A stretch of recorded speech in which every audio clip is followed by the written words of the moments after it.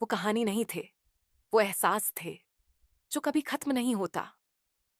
वृंदावन की शांत गलियों में जब कृष्णा की बांसुरी गूंजती थी, तो वो सिर्फ संगीत नहीं, एक एहसास बन जाती थी।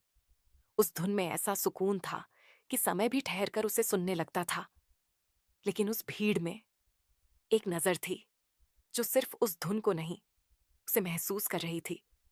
वो थी राधा, जिनके लिए कृष्ण सिर्फ एक नाम नहीं, एक संपूर्ण संसार थे। उनका संबंध शब्दों से परे था, जहां प्रेम को साबित करने की जरूरत नहीं होती, क्योंकि वो हर एहसास में खुद ही दिखाई देता है। सच्चा प्रेम व्यक्त नहीं होता, महसूस किया जाता है। अगर तुमने भी कभी ऐसा, वो कहानी नहीं थे, वो एहसास थे जो कभी खत्म नहीं होता। वृंदावन की शांत गलियों में जब कृष्णा की बांसुरी गूंजती थी, तो वो सिर्फ संगीत नहीं, एक एहसास बन जाती थी। उस धुन में ऐसा सुकून था कि समय भी ठहर कर उसे सुनने लगता था।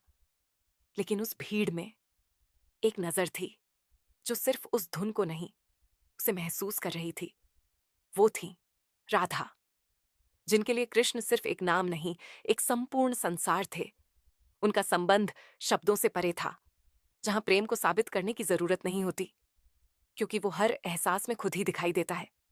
सच्चा प्रेम व्यक्त नहीं होता, महसूस किया जाता है।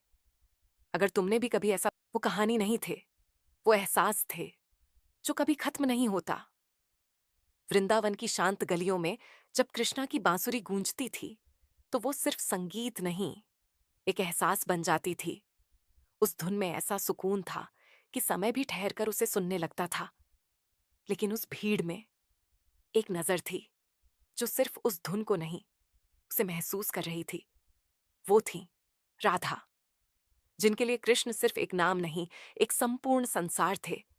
उनका संबंध शब्दों से परे था, जहां प्रेम को साबित करने की जरूरत नहीं होती, क्योंकि वो हर एहसास में खुद ही दिखाई देता है।